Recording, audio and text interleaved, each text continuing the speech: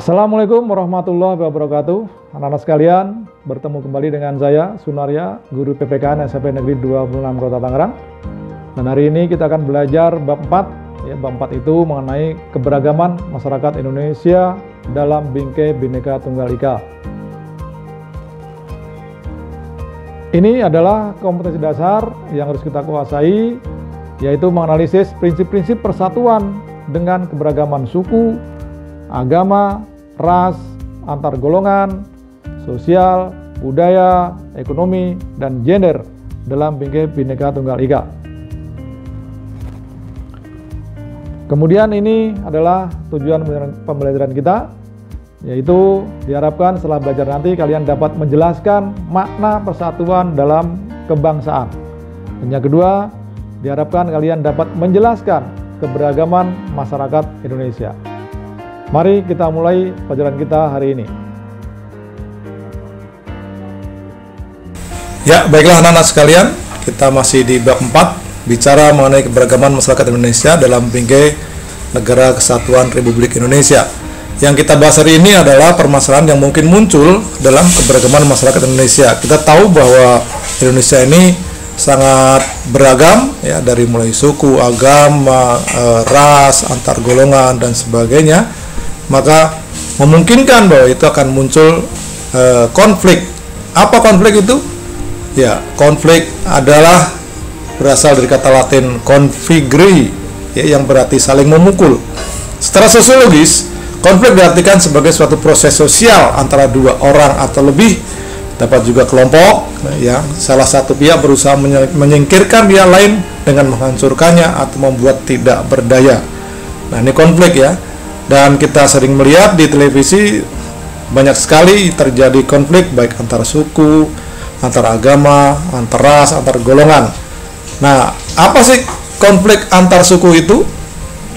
Ya, kita lihat, konflik antar suku adalah pertentangan antara suku yang satu dengan suku yang lain, bahkan bisa terjadi juga antar suku itu sendiri, ya. Perbedaan suku seringkali menyebabkan perbedaan adat istiadat, budaya, ya, sistem kekerabatan, norma sosial dalam masyarakat. Jadi pemahaman yang keliru terhadap perbedaan ini dapat menimbulkan masalah, bahkan konflik yang terjadi di dalam masyarakat. Kemudian yang kedua adalah konflik antar agama. Di Indonesia sering terjadi ini, ya. Pernah terjadi juga konflik antar agama, yaitu pertentangan antara kelompok yang memiliki keyakinan atau agama berbeda. Bahkan dalam satu agama pun pernah terjadi konflik di Indonesia ini, ya. Konflik ini dapat terjadi antara agama yang satu dengan agama yang lain, atau bahkan antara kelompok dalam agama tertentu. Kemudian yang ketiga adalah konflik ras. Konflik antar ras yaitu pertentangan antara ras yang satu dengan ras yang lain, ya, keturunan misalkan. Ya, bahkan kadang-kadang perbedaan warna kulit dan sebagainya seperti di Amerika Serikat itu juga bisa terjadi konflik, ya.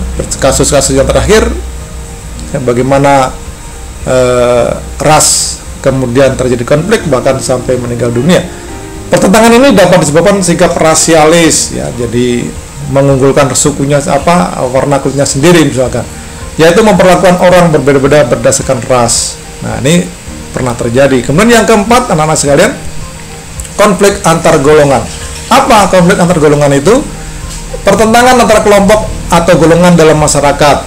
Golongan atau kelompok dalam masyarakat dapat dibedakan atas pekerjaan, atas partai politik, atas asal daerah, dan lain sebagainya. Nah, ini yang sering terjadi, ya. Jadi ada 4 konflik tersebut, ya. Konflik antar suku, konflik antar agama, konflik antar ras, konflik antar golongan. Nah, anak-anak sekalian,